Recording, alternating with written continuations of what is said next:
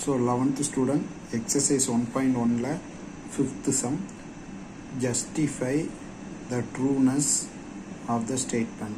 So கீழே ஒரு statement கொடுத்துருக்குறாங்க, அதை ஜஸ்டிஃபை பண்ணணும்.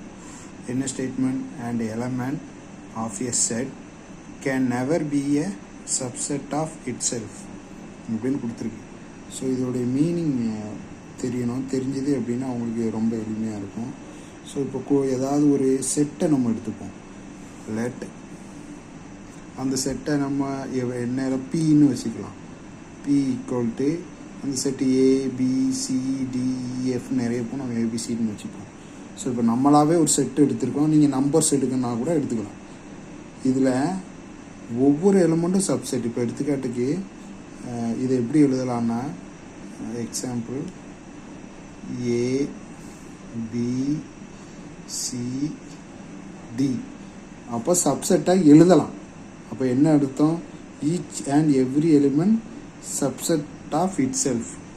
அப்போ இங்கே கேன் நெவர்னு கொடுத்துருக்குறாங்க. இல்லை, ஒவ்வொரு தனிப்பட்ட எலிமெண்ட்டும் அதோட சப்செட்டாக எழுதலாம். அப்போ each and every element of a set can be a subset of itself. இந்த நெவரை மட்டும் எடுத்துட்டு நீங்கள் எழுதணும். Can be a subset of itself, அதான் அர்த்தம் இதுக்கு. சரிங்களா? ஸோ அப்போ இந்த ஸ்டேட்மெண்ட் ட்ரூவா ஃபால்ஸா? இங்கே கேன் நெவர்னு இருக்கு. சரியா? So therefore the statement is false அப்படின்னு முடிச்சிருக்கேன். சரிங்களா?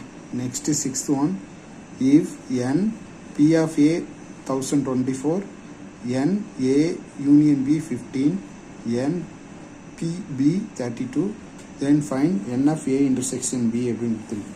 ஸோ இது கொடுக்கவுமே உங்களுக்கு formula n of a union b equal to n of a plus n of b minus n of a intersection b அப்படிங்கிறது ஞாபகத்துக்கு வரணும். அந்த ஃபார்முலாவில் n of a, n of b, n of a intersection b இது ஞாபகத்துக்கு வரணும். So இப்போ given இந்த ஃபார்முலா ஞாபகம் வச்சுருக்கேன். இது ஃபார்முலா. கிவன் என்னெல்லாம் கொடுத்துருக்குறாங்க? n of p of a அது எவ்வளவு? 1024. ஸோ இதை 2 பவர் எழுதும்போது 2 பவர் 10, அதாவது 2 into 2 into 2 into போயிட்டே இருக்கும். 2 பவர் 10ன்னு எழுதலாம். ஏன் அப்படி எழுதுகிறோன்னா n of a equal to n.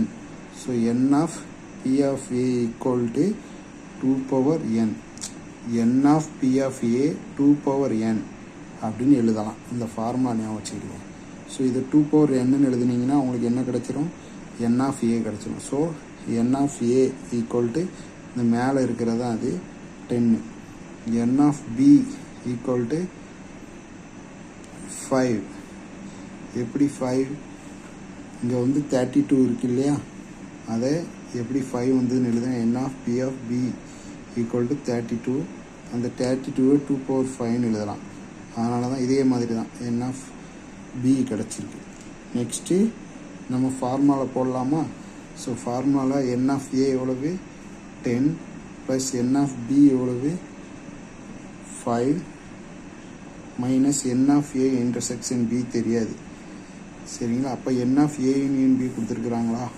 கொடுத்துருக்குறாங்க 15. அப்போ இது எந்த பக்கம் கொண்டு வந்துட்டிங்கன்னா n of a intersection b equal to இது எந்த பக்கம் கொண்டு வருங்க? இது அங்கே கொண்டு வரும். 15 மைனஸ் 15, இது 15 அங்கே போயிடும், இது 15. அப்போ 0. n of a intersection b value வந்து 0.